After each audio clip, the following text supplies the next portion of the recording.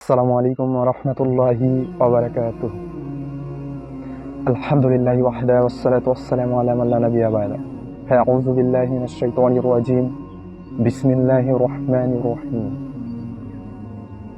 Wallas ইন্নাল ইনসানা লাফি খুসর ইল্লাল্লাযিনা আমানু ওয়া আমিলুস সলিহাতি ওয়া তাওয়াসাউ বিল হক ওয়া তাওয়াসাউ বিস সবর। বিসমিল্লাহির রহমানির রহিম। ইহদিনাস সিরাতাল মুস্তাকিম। সম্মানিত দর্শকবৃন্দ, আজকে আমি যে বিষয়টি নিয়ে কথা বলবো সেটা হচ্ছে, যেই দিন 7 শ্রেণীর ব্যক্তি ছাড়া অন্য কেউ আরশের ছায়া পাবে না, সেই দিন এই 7 শ্রেণীর ব্যক্তি ছাড়া অন্য কেউ আরশের ছায়া পাবে না। আন আবি হুরায়রা রাদিয়াল্লাহু তাআলা হতে বর্ণিত, তিনি বলেন, রাসূল সাল্লাল্লাহু আলাইহি সাল্লাম বলেছেন যে 7 শ্রেণীর ব্যক্তি আরশের ছায়ার তলে থাকবে। তার মধ্যে এক, ন্যায়পরায়ণ নেতা। অর্থাৎ ন্যায়পরায়ণ নেতা মানে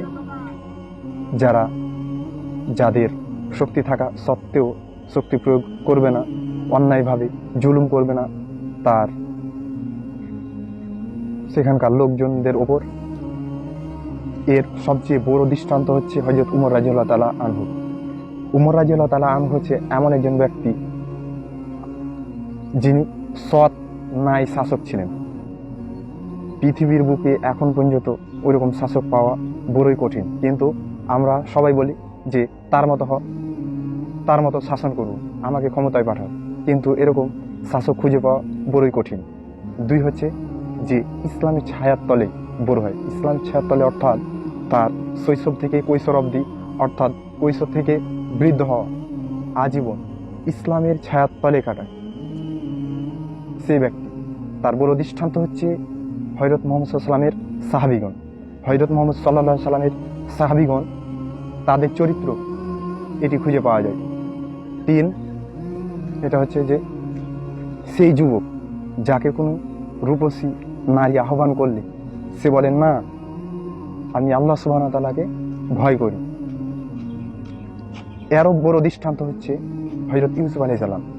ইউসুফ আলাইহিস সালাম কে যখন জুলেখা আহ্বান করে কুকর্ম লিপ্ত হওয়ার জন্য, সে বলে, না, আমি আল্লাহ সুবহানাহু ওয়া তাআলাকে ভয় করি।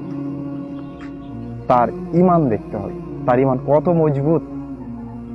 এই ব্যক্তি কিয়ামতের দিন আরশের ছায়াতলে থাকবে। 4, দানশীল।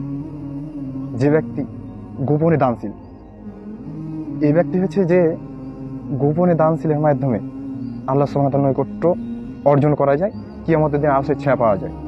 সূরা বাকারা 271 নম্বর আয়াতে আল্লাহ সুবহানাহু ওয়া তাআলা বলছেন যে, তোমরা যদি প্রকাশ্যে দান করো তবে তা ভালো, আর যদি তোমরা তা গোপনে দান করো তা তোমাদের জন্য উত্তম।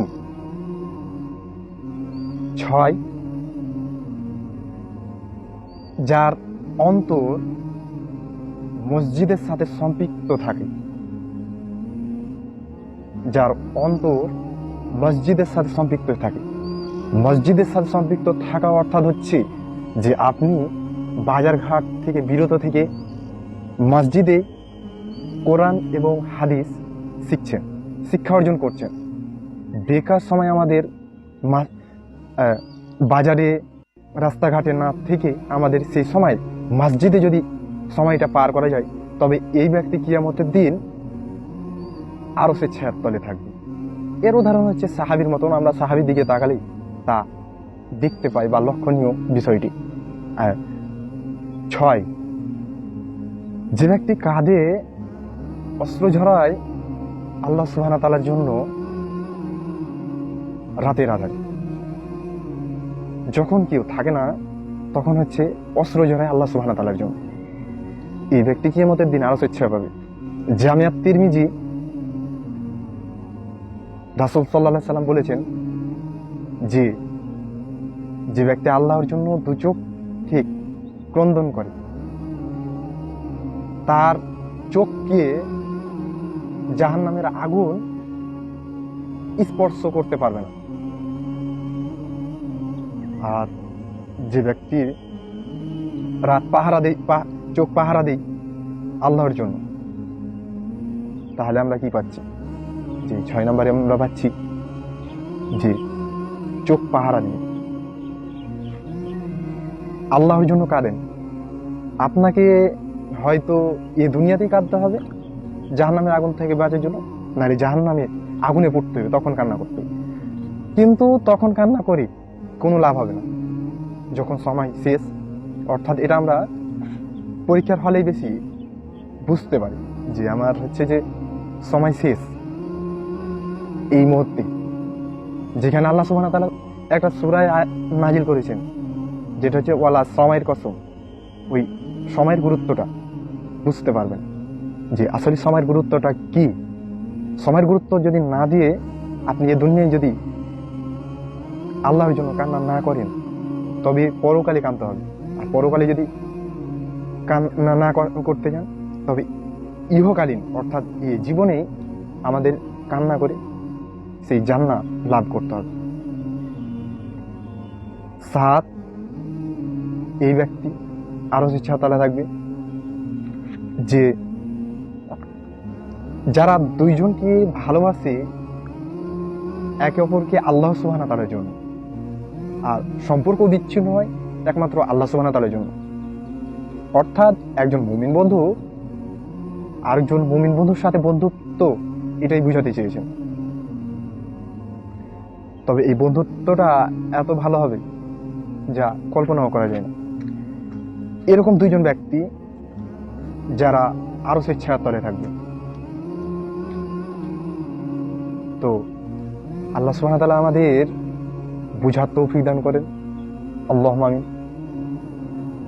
আমরা যেন এই 7 শ্রেণীর ব্যক্তি মতোই জীবনযাপন করে ইহকালীন মুক্তি এবং পরকালীন জীবনের শান্তি অর্জন করতে পারি, সেই তৌফিক আল্লাহ সুবহানাহু ওয়া তাআলা যেন দান করে, আল্লাহুম্মা আমিন। তো মাত্র আমি যে কথাগুলো বললাম, সেই কথাগুলোর মধ্যে যদি কোনো ভুল ত্রুটি হয়ে থাকে তবে ক্ষমা দৃষ্টিতে দেখবেন। আসসালামু আলাইকুম ওয়া রাহমাতুল্লাহ। সুবহানাকাল্লাহুম্মা ওয়া বিহামদিকা আশহাদু আল্লা ইলাহা ইল্লা আনতা আস্তাগফিরুকা ওয়া আতুবু ইলাইক। এটা পাবেন সহিহ বুখারী অধ্যায় সালাত 660 নম্বর হাদিস। সহিহ বুখারী অধ্যায় যাকাত